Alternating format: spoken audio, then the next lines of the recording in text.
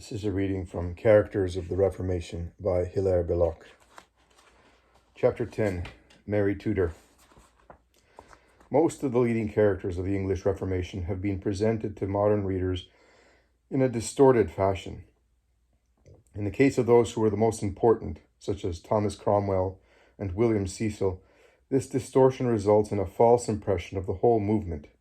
Mary Tudor, Henry VIII's eldest child and only legitimate daughter, was not one of those characters which mainly molded the Reformation period one way or the other. She was more acted upon than acting, but as her character has been more distorted than that of any other, it is both of interest and importance for our judgment of the time to get it right. The reason that her character has been more distorted than any other is this: she was the most strongly orthodox Catholic of all the principal figures of the time. When she came to the throne, she stood for the great mass of the nation in this respect, for the great mass of the nation was, of course, wholly Catholic in 1553, when she acceded and could not imagine it could ever become anything else. It was under her government that the prosecution of the religious revolutionaries, who were also social and political revolutionaries, was carried out with the most activity. On these accounts, the English writers, when England had become Protestant long after, tended to make Mary Tudor a more active figure than she was, because they tended to make her villainess of the peace. A ridiculous picture was drawn of a vindictive, fanatical woman attempting to repress the universal dislike of Catholicism by a sort of reign of terror. Her sort of reign is still called, in the official English histories at Oxford and Cambridge, the Marian reaction, as though the English people were then progressing in a tide toward Protestantism, and the short 6 years of Mary's reign were a mere abortive and cruel effort to check a great national movement. All that, of course, is absurdly false. Of all the falsehoods of our official history, it is perhaps the one falsehood most widely divorced from reality. There was no national movement towards Protestantism. The Queen was popular. The prosecution and execution of the religious revolutionaries excited no national protest. But the curious thing is that those who should be the defenders of true, that is, Catholic history, have helped to perpetuate the legend by doing no more than answer individual points in it and not dealing with its falsity as a whole. For instance, they point out that if Mary persecuted, she was only acting according to the spirit of the time, that if she put to death a great number of Protestants, so under Elizabeth were put to death a great number of Catholics, and so on. They imply the whole time that the main thesis of their opponents is true, namely that England was already Protestant, or at least was divided into two halves, Protestant and Catholic, that the initiative in the executions proceeded from Mary herself, and that her government had no right to check rebellion. When you meet the falsehood of an opponent by picking holes in the details of what he says, while still admitting his general thesis, you only confirm the error which he desires to propagate. The right way of meeting false propaganda is by the statement of the truth, and the vigorous erection of a true picture, which shall cancel the false one. The true picture of Mary Tudor is that of a woman simple in character, like her mother, somewhat warped by isolation, devout, thoroughly virtuous, led of necessity by her all-powerful counsel, but in some points insisting upon her own will, and without too much judgment. She was also a woman suffering, like all Henry's children, from bad health and dying early, a woman who was thoroughly representative in her religion of the bulk of the nation, and yet who was somewhat out of touch with the spirit of the nation in important matters, such as that of her Spanish marriage. It is further true that had she lived a few years longer, England would probably be Catholic today. And had she had a child, England would certainly be Catholic today, for the English people had always loved her and always regarded her as their true queen, and would not have tolerated the rivalry of anyone against her descendants.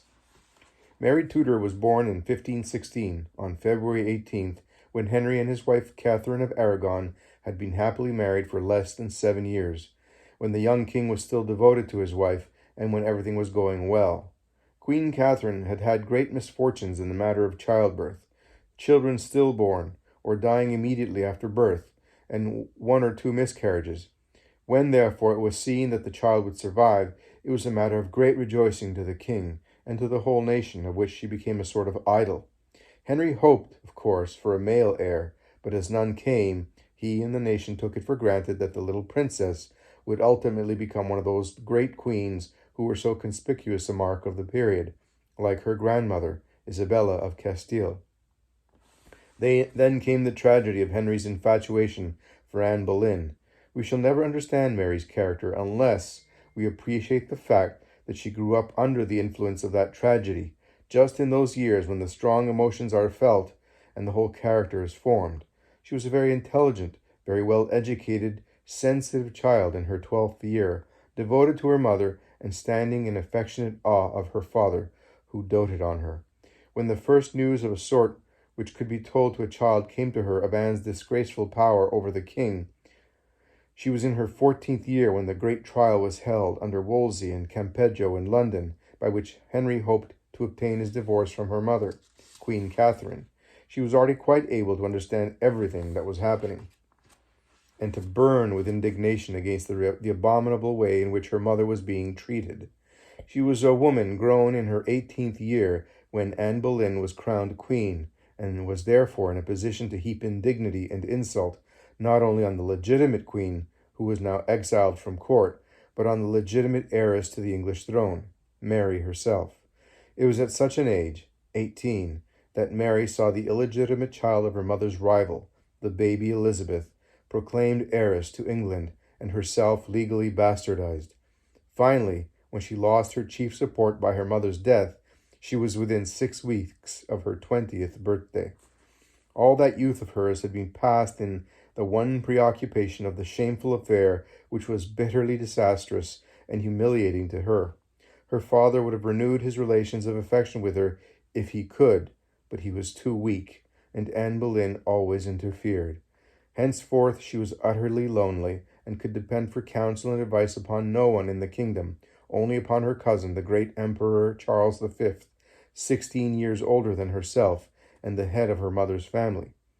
She stood out as best she could against the schism, but in her bewilderment, and under the strain of perpetual pressure, gave way, and in a tragic moment admitted Henry's supremacy, though in her heart, of course, she never accepted it.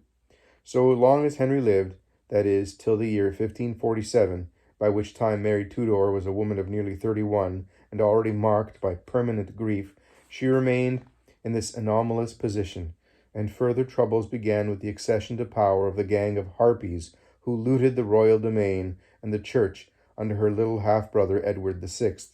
They tried to interfere with her practice of her religion, and indeed, she was only maintained in that by the active intervention of her cousin, the Emperor. When the diseased little lad died, an effort was made by Cranmer, Cecil, Dudley, and the rest to substitute Lady Jane Grey for Mary's legitimate claim to the throne. They tried to trap Mary into coming to London, where they would certainly have imprisoned her and probably put her to death. She showed the greatest courage. Her cousin, the Emperor, advised her to take refuge on the continent. She refused to do so. She made a prodigious ride of 2 days away from London eastward, and there was an enthusiastic popular rising in her favor, which destroyed the plans of the conspirators. But here came the crisis. She could not reign without the great nobles, the very same people who had conspired against her. They were too powerful for her to do without them. She did indeed release from prison and take for her principal adviser the great Bishop Gardiner, but she had to admit to the council much the same sort of men as those who had been guilty of the orgy of loot of church property under her little brother's nominal reign. She had to accept as an accomplished fact the millions they enjoyed out of the robbery of the church, and she could not but feel all the time that her position was one of compromise.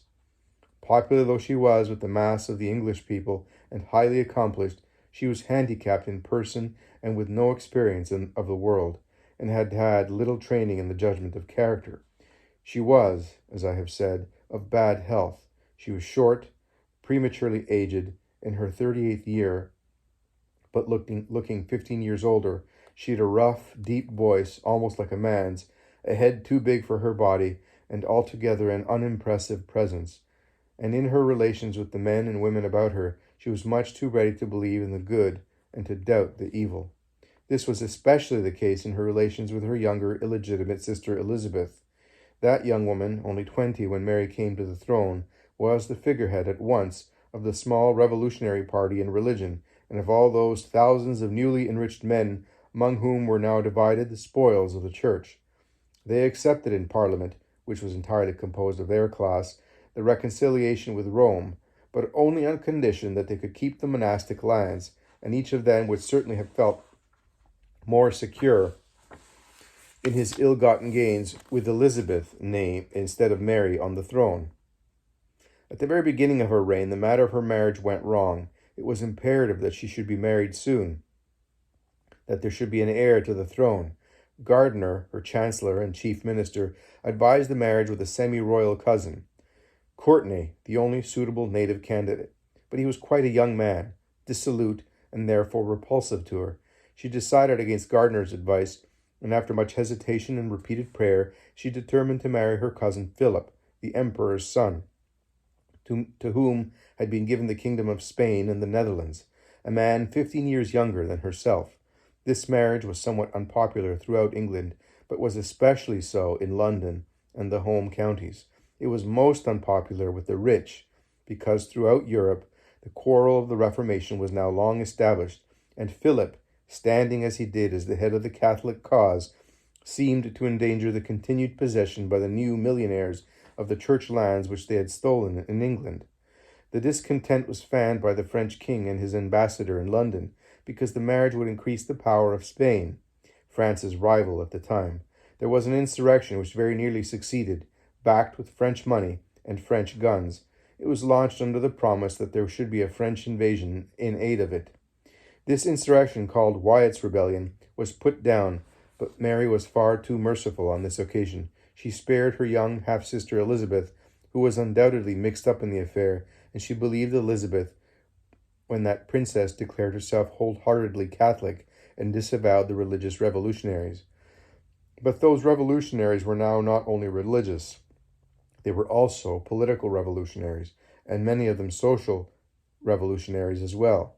During the 6 years of Edward VI's nominal reign, they had had their way, they had tasted power, and it had given them courage. Moreover, the sincerely religious enthusiasts among them had an intensity of feeling which made them exceedingly dangerous. Philip, now King of England, side by side with the Queen, was, on the advice of his father, the Emperor, strongly in favor of dealing with the danger as a purely civil and political one. His chaplain was ordered to preach a sermon advising toleration, his idea and that of the Emperor being that the revolutionaries should be dealt with as traitors rather than as heretics.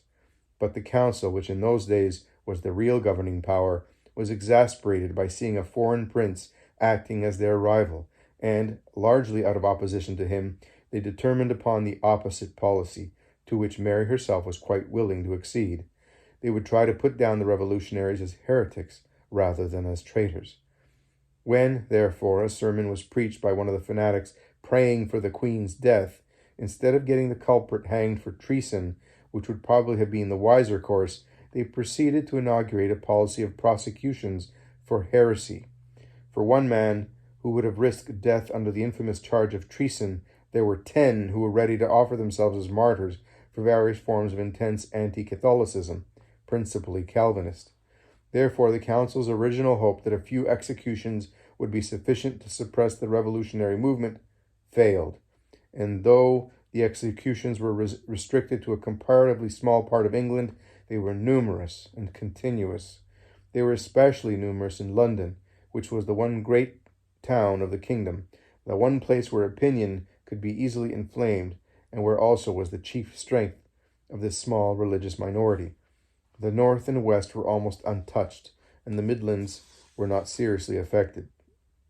In this way, the last half of Mary's reign was filled with the perpetual attempt to suppress the revolutionary movement as a religious rather than as a political thing.